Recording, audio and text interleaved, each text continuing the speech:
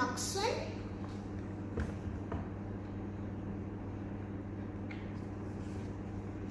এদিন বিপুলৰ ভনীয়েকক মাকে ক'লে, যোৱাচোন দোকানৰ পৰা চেনি, বিস্কিট, গাখীৰ আনগৈ।